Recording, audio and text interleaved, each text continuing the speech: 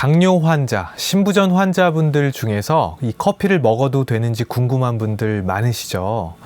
어디에서는 먹지 말라고 하고 또 어디에서는 먹으라고 하고 사람마다 말도 다 다르고요. 헷갈리는 경우가 참 많습니다. 분명 커피는 건강에 좋다라는 뉴스는 많이 나오는데 왜 신부전에는 먹지 말라는 거지? 뭐 이런 생각도 하실 수가 있고요. 신부전에 먹어도 되는 거 아니야? 이런 생각도 드실 수가 있을 거예요. 오늘은 최신 연구를 바탕으로 과연 커피가 신장에 도움이 되는지, 어떤 커피를 먹어야 하는지, 그리고 얼만큼 먹는 게 좋은지에 대해서 알려드리도록 하겠습니다. 카페인의 경우에 통상적으로는 병원에서 조금만 혹은 적당히 섭취하라고 하는 경우가 많은데요.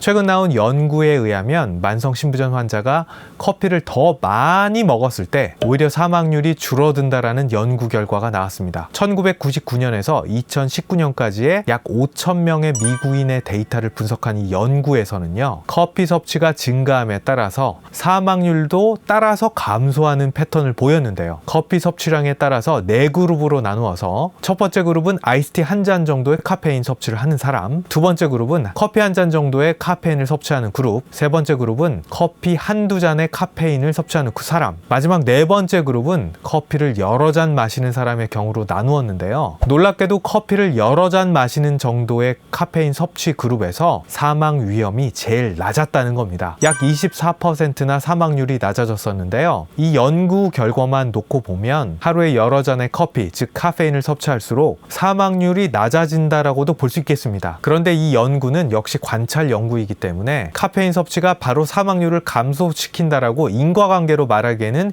무리가 따른다는 것이 이 연구의 연구자들의 결론인데요. 그런데 말입니다. 이 연구만 그런 결과를 내고 있는 것은 아니라는 겁니다. 2018년에 행해졌던 연구에서도 비슷한 연구 결과가 있었는데요. 이 연구에서도 커피를 매일 마시는 사람에서 신부전증의 발생이 낮아졌다라는 연구가 있었어요. 그렇기 때문에 이번 연구가 보다 더 신뢰가 간다는 말도 된다는 것입니다. 그렇다면 커피는 대체 왜 신부전 예방과 신부전 환자에게 좋다는 말이 계속 나올까요? 통상적으로 카페인은요, 바로 혈관 기능을 좋게 한다라고 알려져 있습니다.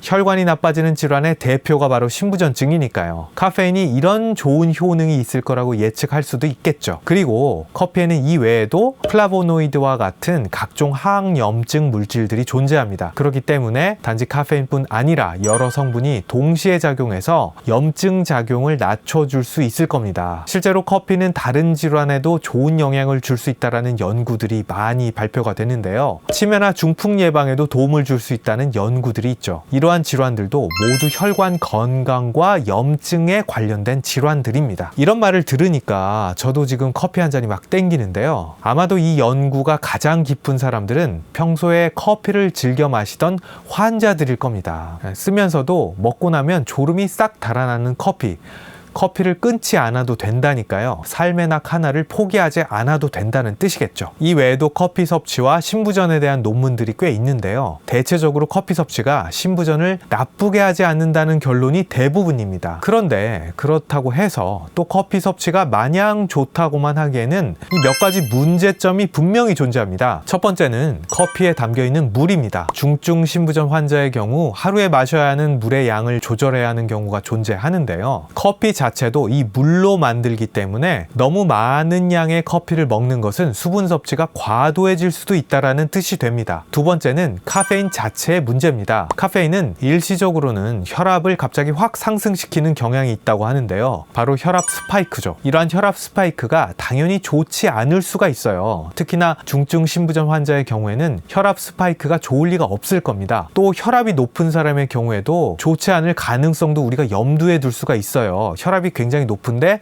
혈압 스파이크까지 온다라면 분명 어떤 안 좋은 영향도 있을 수가 있으니까요. 전체 인구를 대상으로 한 연구에서는 좋은 데이터가 나왔다 할지라도 나에게는 안 좋을 수 있기 때문이에요. 이런 경우에는 커피를 좀 덜 드시는 것도 좋을 수 있겠습니다. 세 번째는 칼륨 조심입니다. 커피 한 잔에 들어있는 칼륨은 약 116mg인데요. 칼륨 수치가 매우 높거나 쉽게 높아질 수 있는 신부전 환자의 경우에는 많은 양의 커피 섭취가 몸에 해로울 수 있다는 겁니다. 그렇다면 어느 정도가 적당할까요? 통상적인 연구에 따르면 하루에 3잔 이하로 먹는 것이 안전하다고 알려져 있습니다. 만약 3잔을 먹었는데도 칼륨 수치가 자꾸 오른다면 더 줄이는 것이 좋겠죠. 네 번째는 커피는 되도록 블랙 커피를 마셔라 입니다. 믹스 커피나 크림, 우유가 들어간 경우에는 우유에 인이 많이 함유되어 있기 때문에 인수치가 높은 사람의 경우에는 해가 될 수 있는데요. 따라서 커피를 먹되 블랙 커피를 마시면 이런 걱정을 조금 더 덜 할 수 있다고 알려져 있습니다. 오늘은 커피에 대해서 알아봤고요. 여러분들 모두 건강하게 커피 잘 마시고 건강을 유지하시자고요. 그럼 여기까지 하겠습니다. 감사합니다.